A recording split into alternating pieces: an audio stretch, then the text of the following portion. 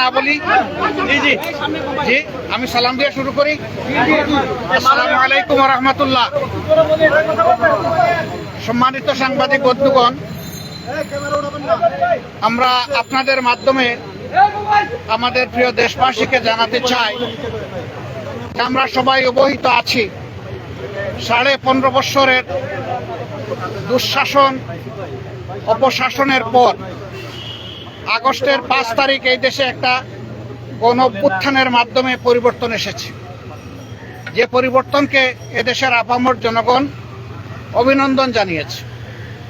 আমরা আরেকবার এই গণ অভ্যুত্থান যাদের নেতৃত্বে সংগঠিত হয়েছে, যারা জীবন দিয়েছেন, দেশে প্রবাসে যারা অংশগ্রহণ করেছেন, তাদের সকলকে দেশবাসীর পক্ষ থেকে, বিশেষভাবে আমাদের দলের পক্ষ থেকে অভিনন্দন এবং কৃতজ্ঞতা জ্ঞাপন করছি।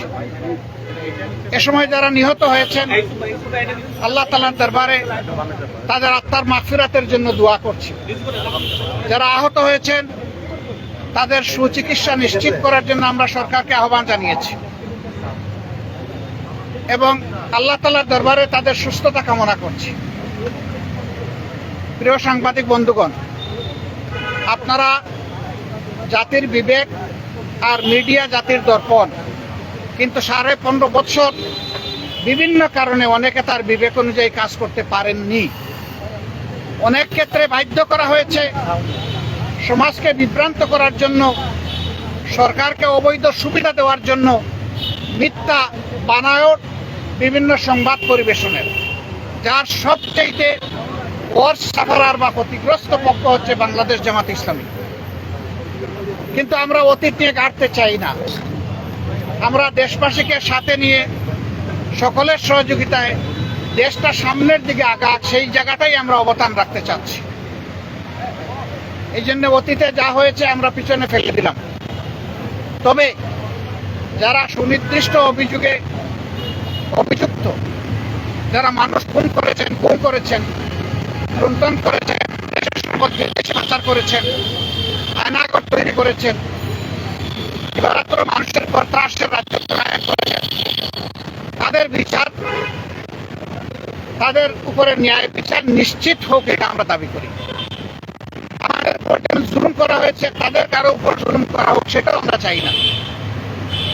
আমরা চাই যে ন্যায় বিচারের মাধ্যমে সবাই যেন তার অপরাধের সঠিক পাওনাটা বুঝে পায়। আমরা আজকে এসেছিলাম দেশের প্রয়োজনে, জাতির প্রয়োজনে। এই সরকার একটা নির্দলীয় অন্তর্বর্তীকালীন সরকার। তারা দেশ শাসনের জন্য আসেননি, দেশ শাসনের সুস্থ পথ বিনির্মাণের জন্য তারা এসেছেন। তাদের কাজ হচ্ছে জাতির সামনে যা জাতি বঞ্চিত ছিল, এটি প্রাথমিক ইনফরমেশন। যদি আমাদের দিনক্ষণ ঠিক থাকে, আপনারা ইনশাল্লাহ দাওয়াত পাবেন, বা যখনই হয় আপনারা দাওয়াত পাবেন। আমরা অবিলম্বে আমাদের চিন্তা জাতির সামনে তুলে ধরব যে কি কি সংস্কার এই মুহূর্তে প্রয়োজন, কি কি সংস্কার পরবর্তী পর্যায়ে আমাদের লাগবে।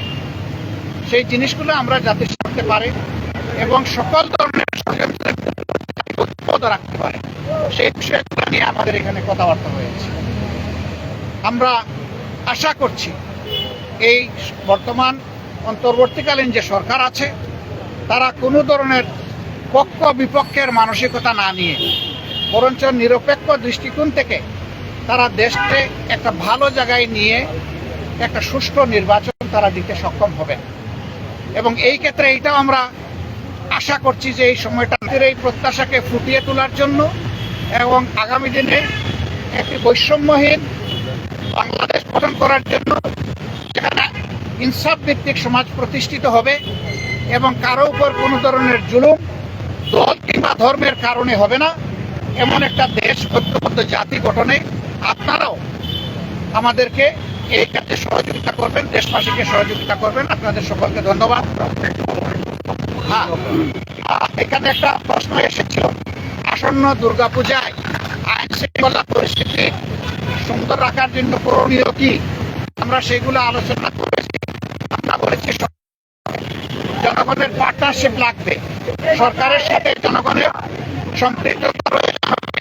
এই সরকার এবং জনগণ মিলে সকলকে ধন্যবাদ।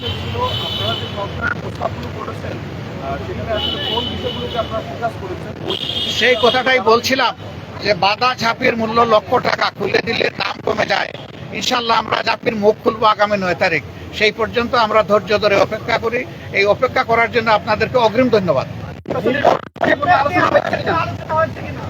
সেটা বলেছি যে সংস্কারের টাইমলাইন কি হবে, আমরা দুটা রোডম্যাপ চেয়েছি, আপনারা জানেন, আপনাদের মাধ্যমেই চেয়েছি, দেশবাসীর কাছে জানিয়েছি, আমরা সরকারকেও জানিয়েছি। একটা রোডম্যাপ হবে সংস্কারের, আর একটা রোডম্যাপ হবে নির্বাচনের। নির্বাচনটা রয়টার্সের এক প্রতিবেদনে সেনা প্রধানের বক্তব্য এবং জাতিসংঘে যাওয়ার পরে প্রধান উপদেষ্টার প্রেস তিনি যে বক্তব্য দিয়েছেন, এইসব নিয়ে আলোচনা হয়েছে কিনা? না, আমরা কারো বক্তব্য এবং বিবৃতি নিয়ে স্পেসিফিক কোনো আলোচনা করি নাই এবং এটা আমরা আলোচনার সাবজেক্ট বানাতেও চাই না। আমরা শুধু সরকারকে এতটুকু বলেছি যে জনগণের বিশাল প্রত্যাশা আপনাদের কাছে, এই প্রত্যাশার সময়টা টেনে আমরা লম্বা করব না।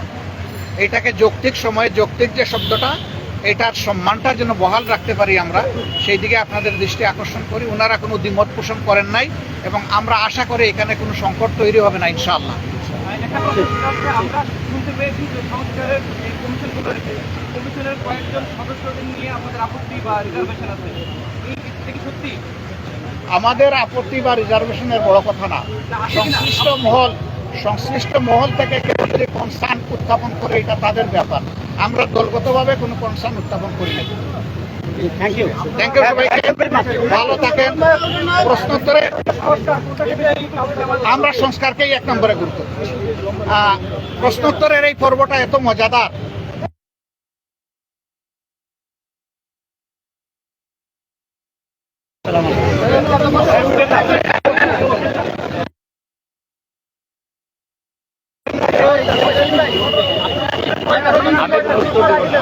জন ছিলেন, 13 জন।